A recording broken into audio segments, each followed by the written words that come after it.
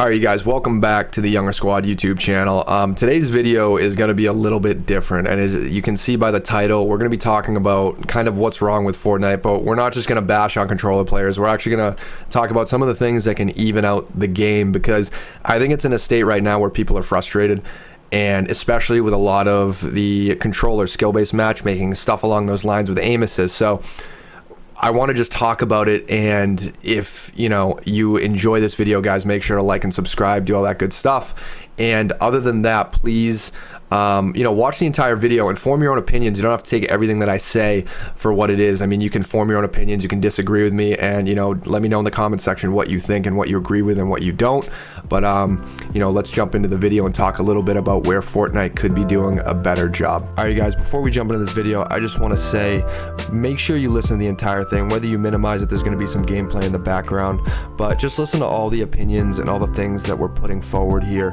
And remember, these are just opinions, so no need to argue or get crazy over it, but these are just things that I think would be beneficial to the game. But please enjoy the video and let's get to it. Alright, you guys, so the first thing that we're going to cover obviously is going to be aim assist, and it's a huge topic right now.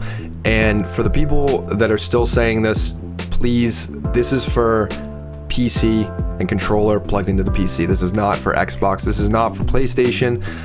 We understand that you need aim assist because of the frames, the response time, all that stuff that goes into it. You need aim assist. We understand that. We totally get it. We're not saying take it away. If anything, you guys might need a slight buff with it. I've played on it, and you might need more to it. But when we're talking about plugging in a controller to a PC at this point, a lot of people agree that it's just too overpowered, and the reason for that is that Fortnite brought a lot of people over to PC, and aim assist wasn't meant for plugging into a 240, 144 hertz PC.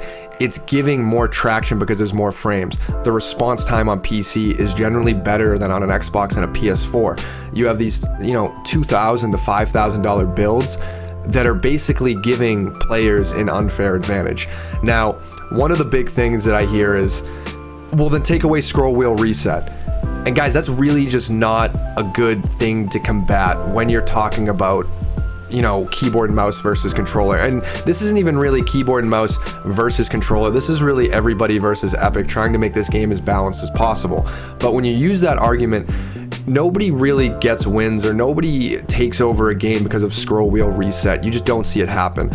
There are hundreds of hours of footage of people taking over games and winning because of aim assist, jumping into a box with aim assist.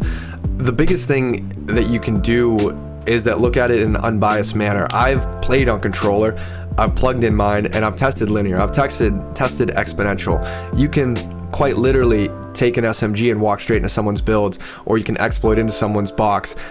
And I mean, we're just never going to win that fight in aim sense. So what can we actually do, really knowing that it should be nerfed? I don't think there's a lot of people that should be saying it shouldn't be nerfed. But what can we do to make it better? One, I think they need to nerf it by about 50% and then see where it goes, and then accordingly adjust it after that. So that's one thing they could do. Do I think it's going to happen? Hopefully. I think that's the route they're going to go.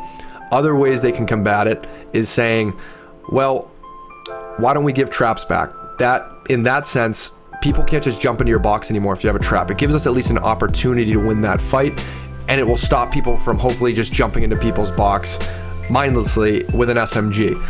But one of the main things that we can do if you put traps back in the game, at least gives an opportunity for people not mindlessly jumping into your 1x1, and it gives people a chance to win the fight. Generally, 99% of the time, a keyboard and mouse player is losing that fight, and if there was just a little more balance in that aspect, I think people wouldn't be complaining as much, and it would just make a happier community. And again, use arguments as you will, but using the scroll wheel and using the, you have 240 frames, well, it's not really a good argument in this case. So just be mindful of that, and try and take that and know that something does have to be done. But if it isn't, it's just going to further divide the community, which is something that you don't want, because that's what will kill a game. And guys, to go off one of those points about aim assist as well, I think people need to stop saying, well, if it's so easy, then switch to it, or why should we be punished for choosing controller? Like, why should we not have aim assist?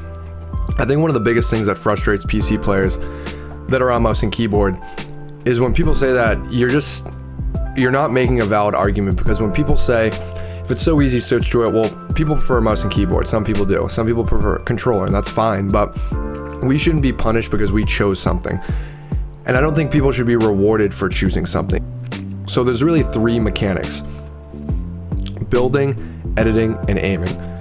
Editing is easier on mouse and keyboard in my opinion, and I would say that building is more fluid and easier on controller. So I mean, they kind of balance themselves out, but people have different opinions, so that doesn't really matter, but that's just the way it is. But now you have the 3rd mechanic, which is aim, and that's kind of the point of what we're talking about. I don't think people should be rewarded for choosing something. So we have to work on our aim to hit our shots. We PC players on mouse and keyboard sit in Kovacs. We sit in aim training courses for some people hours a day. Some people, for me, I have to warm up because I play on a higher sense or I'm not gonna hit my shots. I don't think it's fair that we have nothing helping us if somebody else does and that's who we're playing against.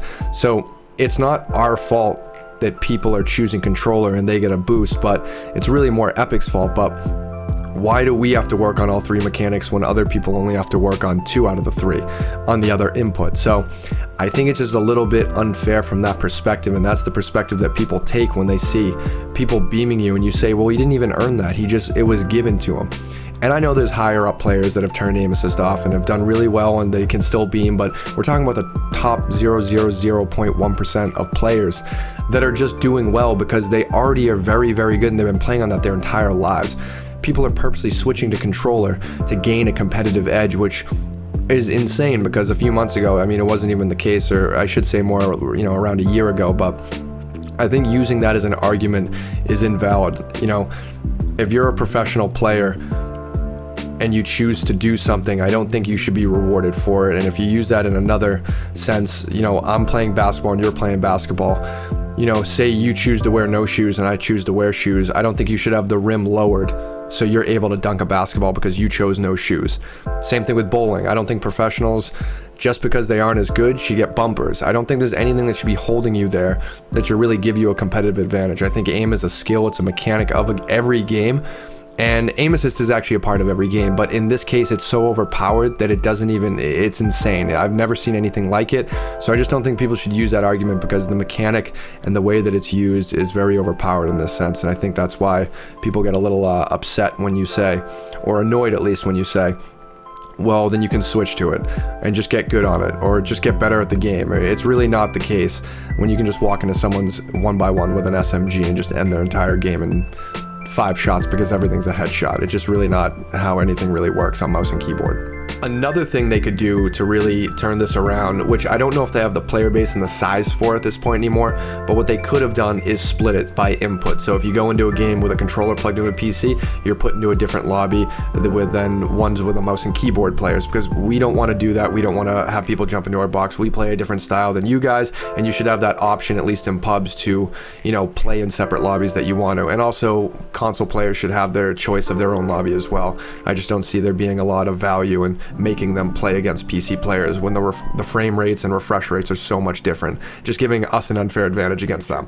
And even almost more importantly than aim assist, you could argue that skill-based matchmaking has made a very sweaty and toxic community with how good players are now, which is fine that players are good, but if you're somebody with over 500 wins, you are getting put into lobbies with people that are insane, and sometimes you just don't want to sweat. Sometimes you just don't want to have to play against players at your caliber. You just want to pub stomp. Like, how many times in seasons 3 through 10 did you just want to pub stomp, jump on with your boys and play as much as you can?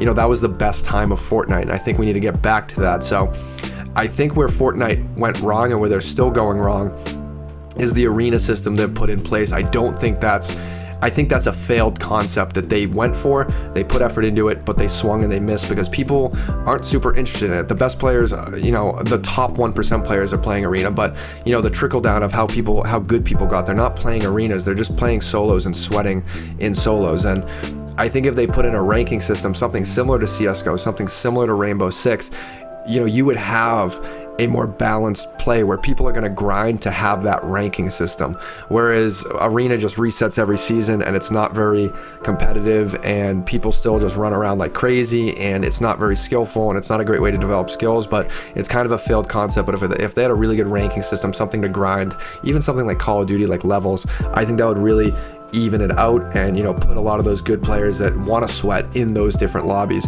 And then the casual players, the content creators, us, we can just hang in our regular solos, duos, and, you know, squad lobbies and just kind of have fun again and create good content there. So I think that having a rank system would take out that skill-based matchmaking aspect that's really been hurting the game and creating, you know, the amount of sweats that there are that make the game pretty much unplayable. I mean, the amount of players that are just leaving is kind of insane. The amount of people that don't want to put up with you having to constantly improve every aspect of your game. It's just getting to a point where it's like, I don't want to play because I know every single time I log in, I have to warm up for 20 minutes. I have to practice with my aim if you're on a keyboard and mouse. I have to do different things to put myself in a position to win, where you don't want to have to think that much as playing a casual game of Fortnite. I remember, like I said, I already said this, but remember when you used to just jump on cold, play with your boys, get a couple wins, lose a couple, have a good time, and then get off, and then you're like, damn, I'm psyched to play again. I want to jump back on and I want to get back into it. So a lot of the things against that would say, well, what about the new players? What about the new people coming in? And that's a good point. I don't think new players should be put into the lobbies where us players that have been going for 2-3 years, you know, we shouldn't be in the same lobbies. It's just not fair. They're never going to get better. They could go in creative and learn, but it's going to take them a while. But, you know, maybe Fortnite puts in a different type of server, like when you open an account, you get put into a certain league, so to speak, where you're there for like 30 days and you just learn the mechanics of the game, you learn everything, and until you have a certain KD or at least show that you can get out of that, then you kind of move into the regular pubs and you can start to play the ranked mode or whatever you want. So there's ways that they could go about this. I just don't think they want to move away from what they've already created, and they're kind of stubborn in the concepts that they've already created. So putting something in along those lines would let those new players come in, learn the game, learn the map. More importantly, a lot of the times when you get outplayed, it's just map knowledge too. Learn rotations, learn gameplay, you know, learn how to aim if they're new to the game, learn how bloom works, learn how all these different, you know, key ingredients work, and then move them into our lobbies once they get to a point where they say, okay, they have above a 5 KD in this opening month of training, great, now let's put them in so they can start to really learn. But right now what they're doing is just catering to a group of players that I really don't think should generally be catered to. I mean, people have put years of this game, you know, in their lives, and they've incorporated it. People have built brands around this game, and it's kind of just like Epic only cares about the new players and the players that don't have as high a skill level, which I don't think is very fair. So I think that's one of the biggest issues, and I think those are really, you know, the two main issues right now: skill-based matchmaking and aim assist. And I think they're two big things that if they don't get fixed, people are going to move away and people aren't going to play anymore, and people are going to say, well, I'm just going to switch over to Call of Duty. I'm going to just go to Valorant when that officially releases. I'm going to move over to CSGO or just go back to other games I used to play. And, you know, I'm in that same boat. There's times where I'm streaming and I'm like, man, you can't get a rhythm going because I just run into 5 players in a row in 5 different games that are 2,000 wins and they're just cracked out of their minds. And, you know, those types of things, it's stuff that really just pushes people away. But, you know, those are the two issues that I think people over argue about. I think it's more on Epic Games as opposed to the individual players. I don't think this comes down to controller on PC versus mouse and keyboard on PC. I don't think the animosity should be there. I think the animosity should be against Epic Games. So if they do decide to make changes, if they do small chance see this, I think it would be, you know, it would benefit them in the long run just to put something out there that is friendly to the people that have been loyal to their game, that is, you know, that has really made the game as fun as it once was. And I think they have the perfect opportunity to bring it back to that. They just have to make a couple changes and actually listen to the community, which kind of brings me to the third point. The communication with Epic Games is terrible. I think obviously they stopped giving patch notes, or limited patch notes, I should say, and they don't really give us a lot to work with. And if they just started releasing stuff and said, hey, listen, this is why we're doing it, you know, a quick 1 or 2 sentences, you know, this is why we're doing this, we would at least have an idea of what they're going for, and you could sympathize or sit on their side and say, yeah, I understand why they're making this a point in the game. And then if everyone fires back and goes, yeah, but it's not working like this, people are too good, then they can adapt accordingly. They can adjust it. You know, I've always said, even since season 8, I think that even before that, that Epic should have a very casual player, a professional grade player, and then, you know, one of those very, you know, pretty bad players, to be honest. on their payroll that they test all these things, figure out ways where people can exploit it, because I don't think they do that. I think they just put things in, you know, roll the dice and see how it's gonna go. And it's just not it's not a good formula. It hasn't worked for them a lot. I mean, think of the things that they've added with planes, swords, mechs, and you're just like, this just isn't something that you want to play against in a battle royale. These overpowered items, I think if they did more testing and looked at that stuff and then communicated with us, hey, this is why we put this in, our bad, it was a terrible idea. You know, just accountability from them would be great, but they don't communicate with us at all. They don't tell us this is why we're putting it in. They don't tell us, you know, we're doing this to counterbalance this, or we're putting traps back to counterbalance aim assist, or we're nerfing aim assist by 50% so we can monitor and see how overpowered it really is or how much of an advantage it gives. You know, if they just gave us this stuff and this information, it would bring so many people back to the game. It would make and it would actually make them as a brand just look better, because right now it doesn't seem like they care at all. And I think that's a big issue that a lot of people have, is Epic doesn't care. They don't care about us at all. And what can we do to change that? Well, we don't know, because they don't talk to us. So those are the things for me: aim assist, skill-based matchmaking, and, you know, lack of communication. Or if they fix those 3 things, I think they have a really, really good shot at making this into a game that people are super excited to play, and will start to grind again. And they'll bring a lot of the bigger content creators back, a lot of the bigger pros, a lot of the bigger people that were influencing this community from the start. And then from that, man, people are going to grow. People follow once they see their favorite streamer playing that game again. So let me know what you think in the comment section. There's not going to be a lot of editing in this video. This is pretty raw, just how I feel about the game right now. I love Fortnite. I want it to do well, but I want you guys to let me know in the comment section, what do you think? Like, what are your opinions on the certain things that I covered? What are some things you think I'm not covering that are a real big issue? And what are some things that could either, you know, help or just make this game a little bit more tolerable at the time? Because, I mean, we really should never be explaining a game as, oh, it's tolerable to play right now. I just don't think that's a great way to go about it, because it's pretty tough to get used to right now. But, you know, like I said, let me know in the comment sections if you enjoyed this video. If you didn't enjoy this video, let me know what you didn't like about it in the comment section as well. I want to hear from you guys. And of course, you know, don't forget to subscribe, turn on those notifications, and I will hopefully see you guys in the next video.